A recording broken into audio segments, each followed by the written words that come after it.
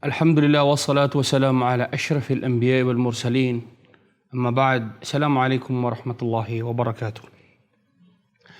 Naririto po tayo mga kapatid upang ipagpatuloy natin ang pagbibigay ng eksplanasyon sa mga ahadith na binanggit ni Imam Nawawi sa kanyang libro Al-Arba'in an-Nawawiyya. Dumapo po tayo sa pangpitong hadith na ating tatalakayin sa mga oras na ito. Sinabi ni Imam Nawawi sa kanyang libro, An Abi Ruqayyah Tamim bin Aus ad-Dari radiyallahu anhu anna an-nabiy sallallahu alayhi wa sallam qala ad-din nasiha. Qulna liman ya Rasulullah? Qala lillah wa likitabihi wa lirasulihi wa li'a'immatil muslimin wa 'ammatihim. Rawahu Muslim.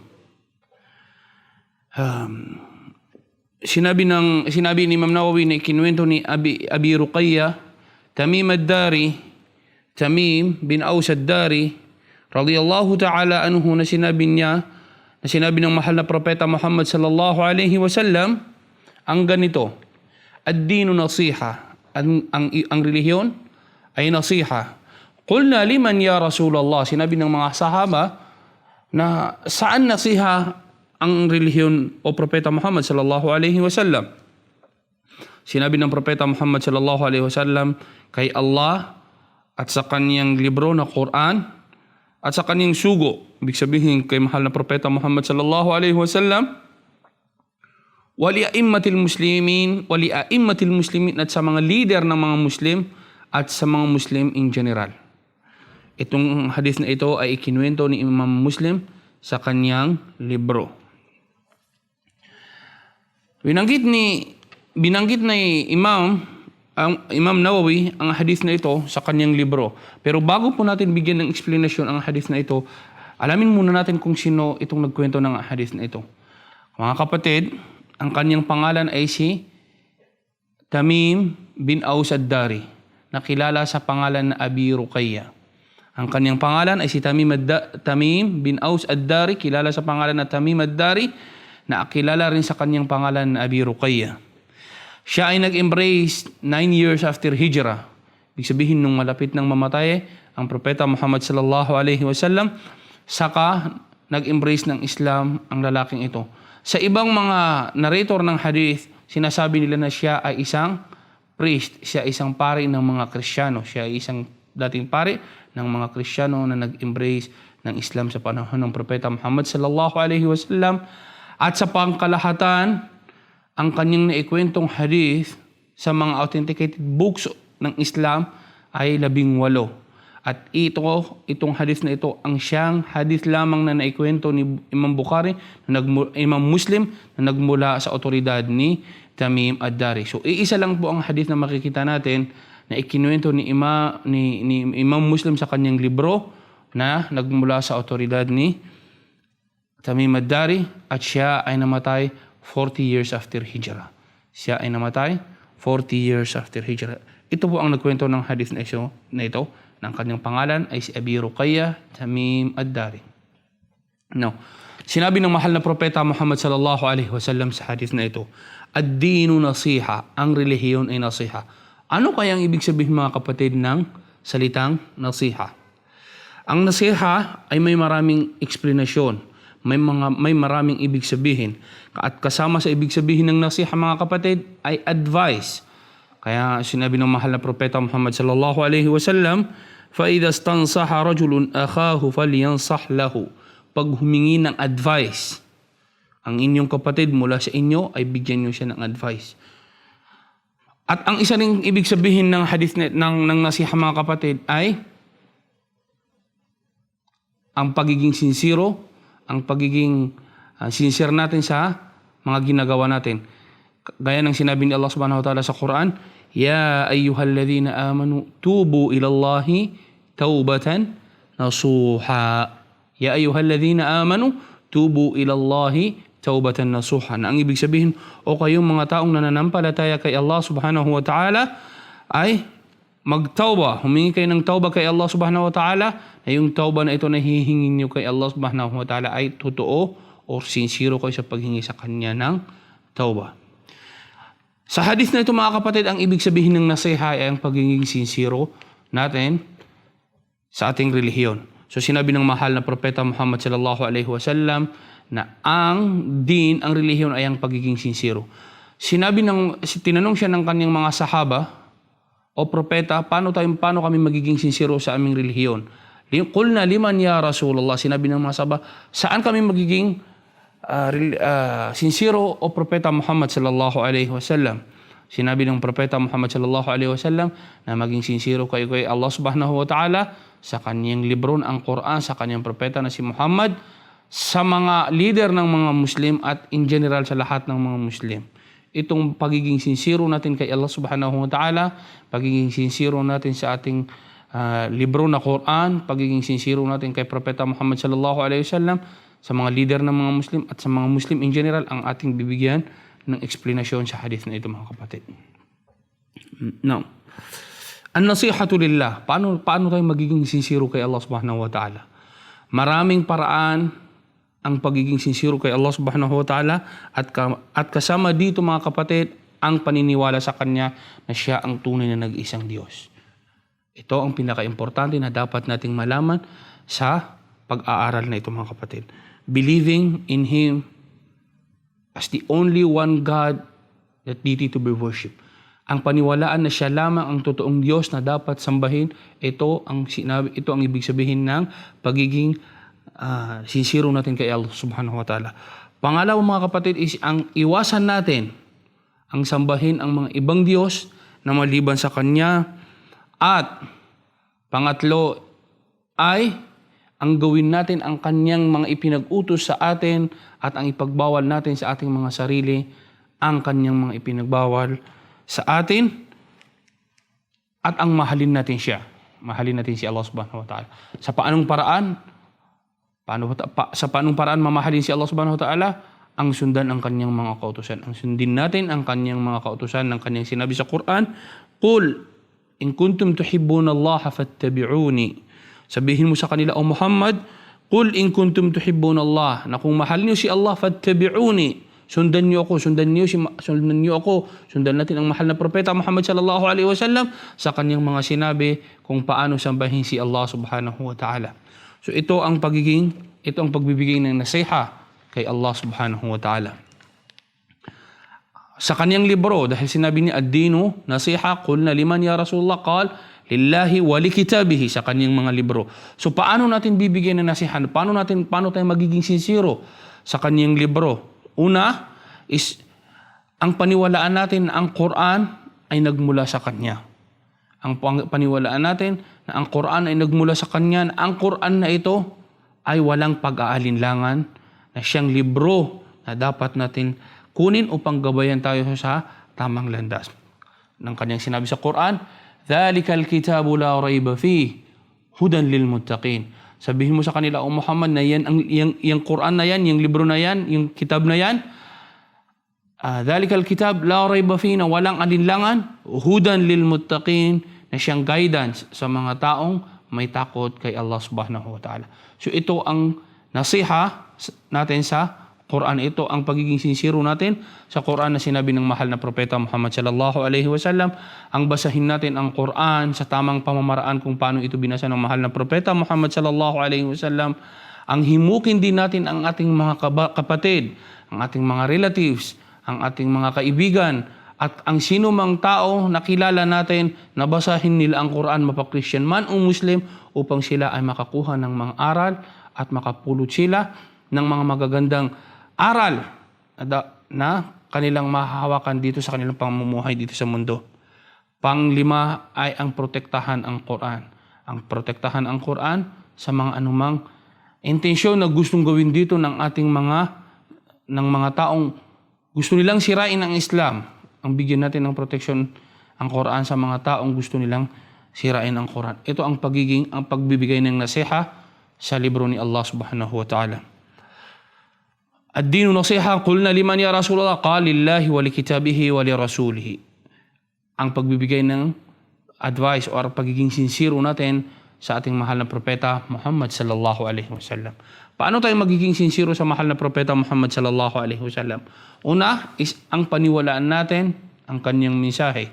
Ang paniwalaan natin ang kanyang mensahe na siyang totoong mensahe na dapat natin sundin upang tayo ay makapasok sa paraiso at makaiwas sa impyerno.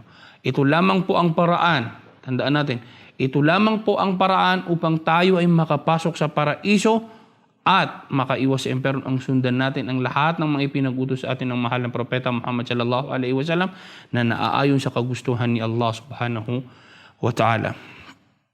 Ang paniwalaan natin na lahat ng kanyang ibinigay sa atin, lahat ng ipinabot sa atin ng mahal na propeta Muhammad sallallahu alaihi wasallam, katuruan, salita, advice, or kahit na ano paman ay nagmula kay Allah subhanahu wa ta'ala.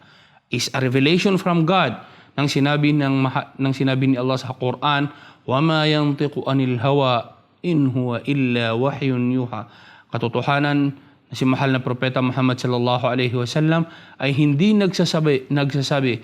nagsasalita ng nagmumula sa kanyang sarili.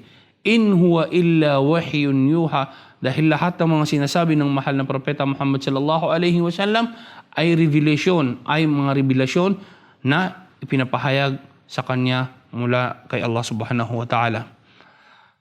Kasama sa nasiha sa mahal na propeta Muhammad sallallahu alaihi wasallam ay ang sundin natin ang kanyang mga ipinag-utos at ang dipinsahan natin ang propeta Muhammad sallallahu alaihi wasallam. Ang respetuhin natin ang mahal na propeta Muhammad sallallahu alaihi wasallam. Lalong-lalo na sa mga panahon ngayon, mga kapatid, na may napakaraming mga tao na gustong siraan ang mahal na propeta Muhammad sallallahu alaihi wasallam. Dito po, mga kapatid, dapat tayong maging aware. Dapat tayong maging mautak dahil sa ganitong mga pamamaraan, lalong-lalo na sa mga nangyayari just recently, ginuhit nila ang mukha ng mahal na propeta Muhammad sallallahu alaihi wasallam.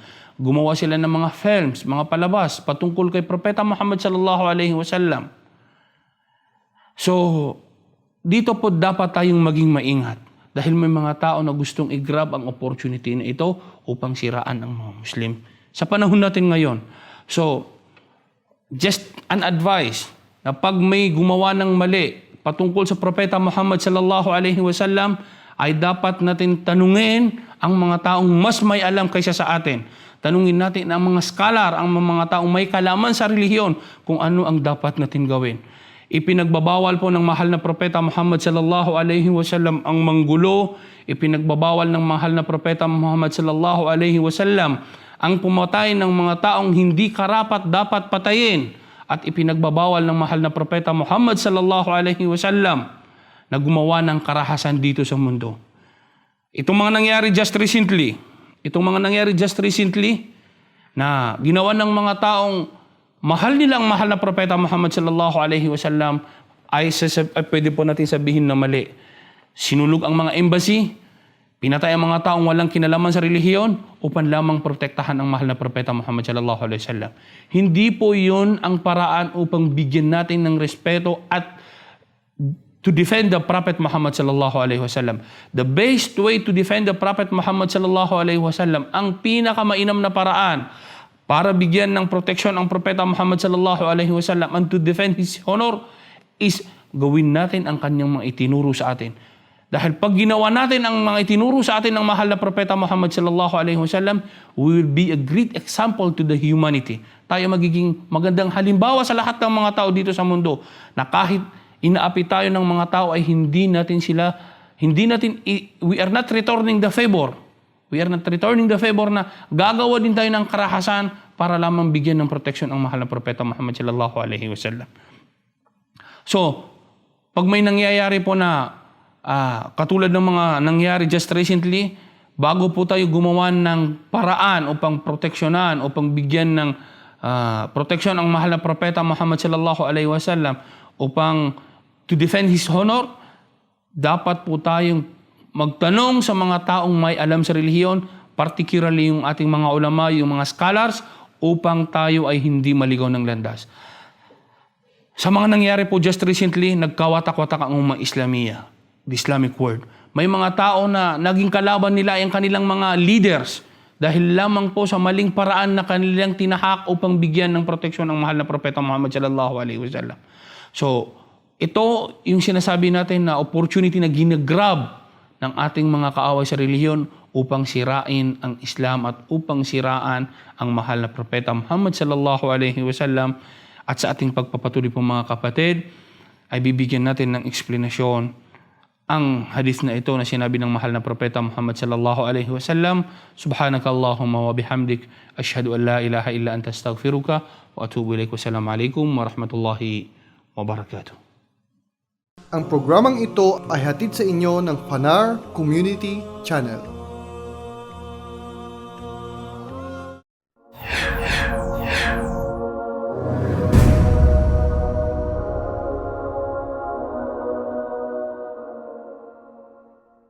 A moment of patience in a moment of anger prevents 1,000 moments of regret.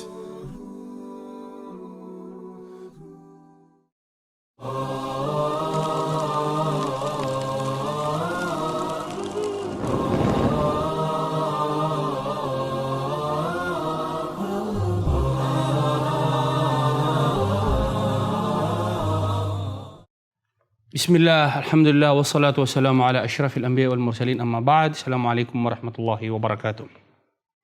Ipagpatuloy po natin ang ating pagbibigay ng explanation sa hadith na ikinuwento ni Imam Muslim sa kanyang libro na nagmula sa otoridad ni Tamim ad-Dari. Sinabi ni Imam Muslim sa kanyang libro na sinabi ni Tamim ad-Dari na sinabi ng mahal na propeta Muhammad sumakanya nawa ang kapayapaan na ad-dinu lillah, an-nasihatu lillahi wa li rasulihi, lillahi wa li kitabihi wa li rasulihi. Ang paano tayo maging sincero kay sa mahal na propeta Muhammad, sumakanya nawa ang kapayapaan. So, kasama doon mga kapatid na ating binigyan ng diskusyon is defending the honor of Prophet Muhammad sallallahu alaihi wasallam.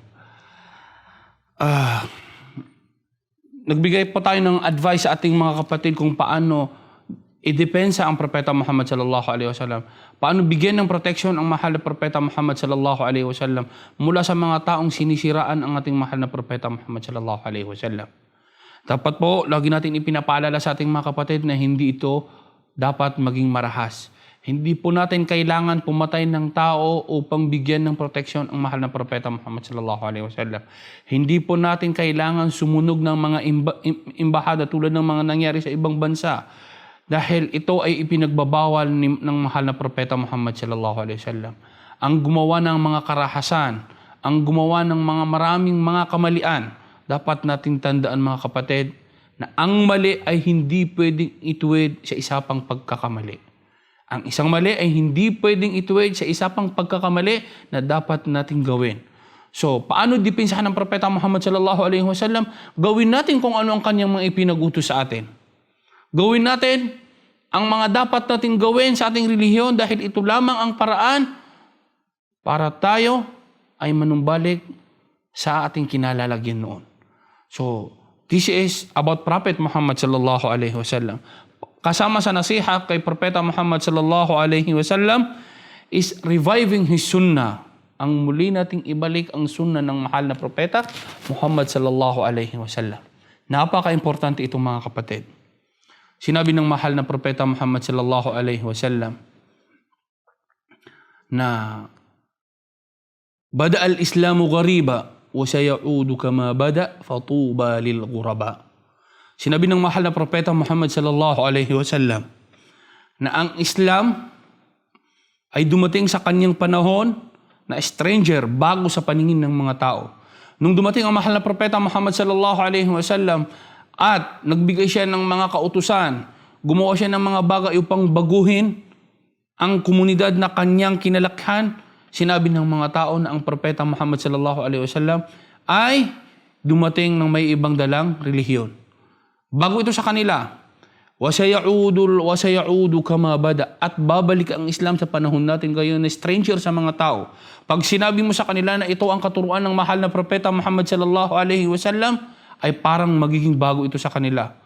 Sasabihin mo sa kanila na ang utos ng mahal na propeta ay ganito, ang utos ng mahal na propeta ay ganito, sasabihin nila na hindi namin yan narinig mula sa aming mga ninuno or mula sa aming mga ama or mula sa aming mga lolo or mula.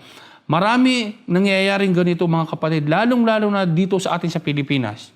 Na pag sinabi mo na yan ay pinagbabawal sa Islam, sasabihin nila na paano mo sinasabi na ito ay pinagbabawal sa Islam, na nakita namin na ang ating mga ninuno na kanilang ginagawa ang mga ito.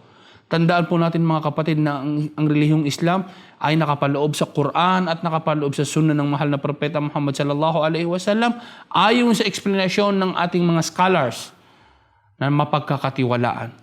So, pag sinabi nila na dapat ito ay iwasan natin, ito ang ipinag-utos ng mahal na propeta Muhammad sallallahu alaihi wasallam, ay dapat natin itong gawin dahil ito ang paraan kung paano natin bibigyan ng nasiha ang mahal na propeta Muhammad sallallahu alaihi wasallam.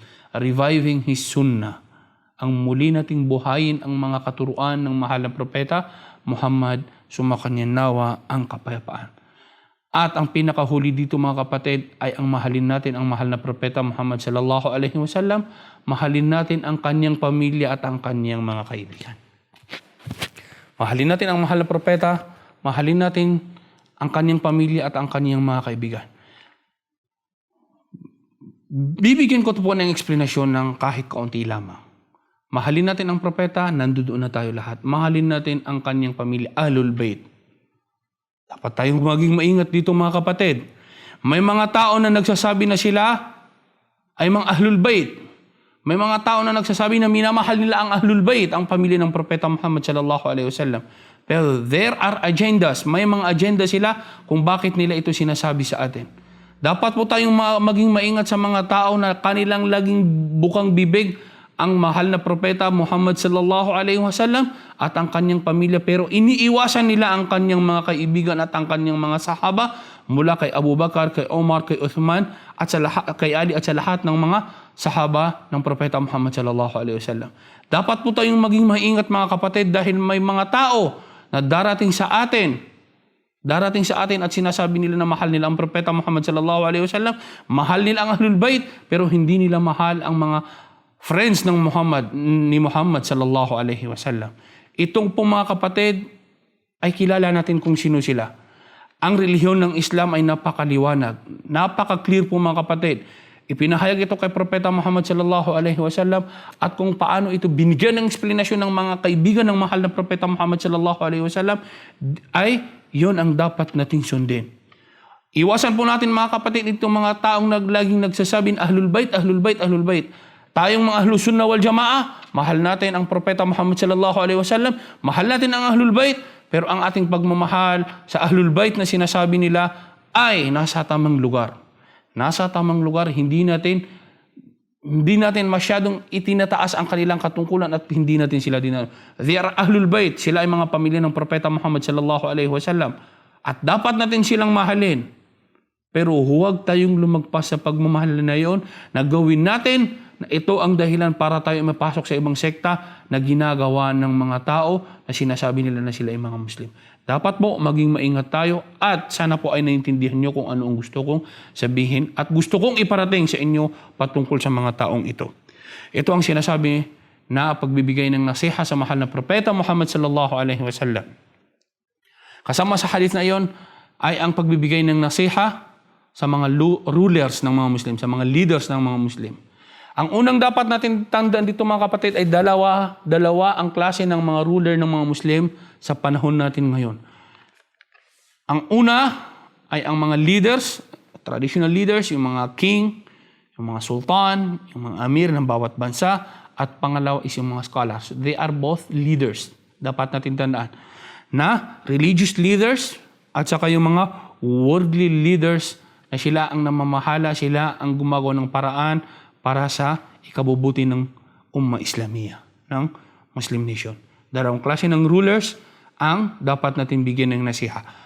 Ang unang explanation dito is ang rulers na worldly rulers. Itong mga amir ng bawat bansa here in the Middle East, halimbawa, or sa atin sa Pilipinas, is yung mga leaders natin na sila ang nangunguna upang tayo ay gabayan dito sa mundo upang tayo mabuhay sa mapayapang pamamaraan.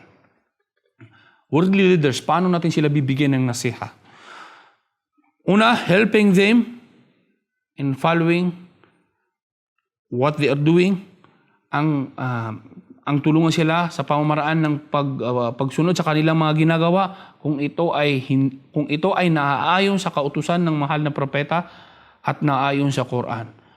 Tulungan sila sa pamamaraan ng pagsunod sa kanilang mga ginagawa kung ito ay naaayon sa kautusan ng mahal na propeta Muhammad sallallahu alaihi wasallam.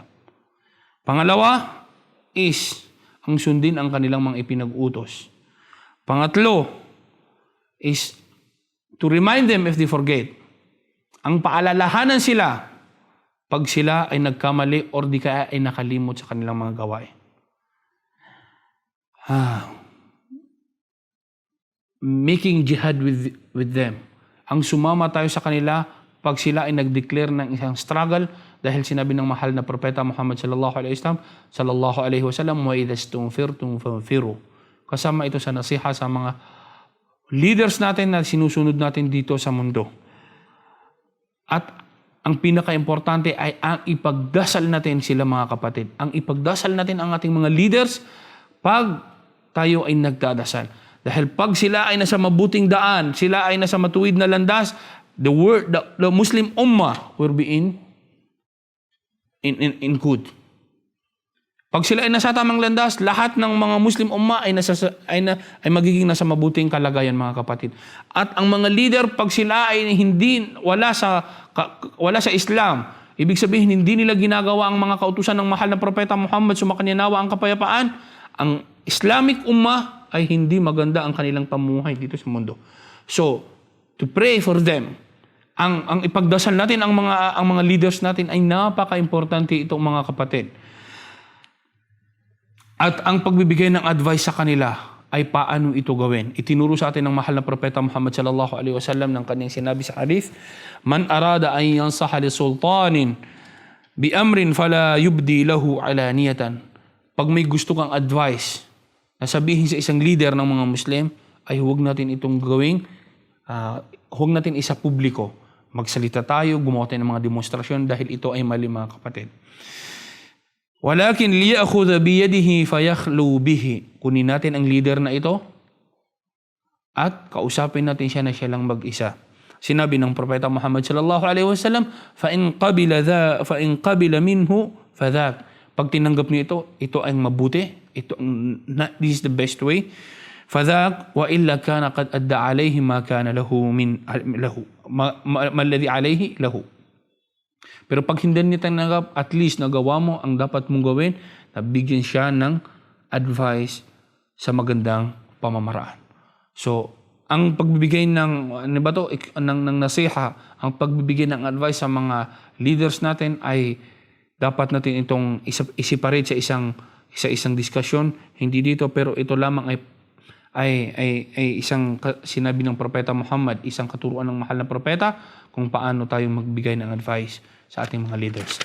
At patungkol naman sa ating mga scholars, sa ating mga religious leaders, kung paano ang pagbibigay ng nasiha sa kanila, una is to take the knowledge from them they want to pass on. Ang kunin natin ang mga knowledge na kanilang gustong sabihin sa atin mga kapatid. Ito ang pinaka-importante, na ang kanilang mga sinasabi na mga knowledge ay kunin natin mga kapatid at ating isabuhay ito dahil ito ang makakabuti sa atin at makakabuti sa lahat. Pangalawa is ang tanggapin natin ang kanilang mga fatwa, mga rulings, pag ito ay may mga proofs na malakas na nagmula sa propeta Muhammad sallallahu alaihi wasallam at nagmula sa ating relihiyon in general.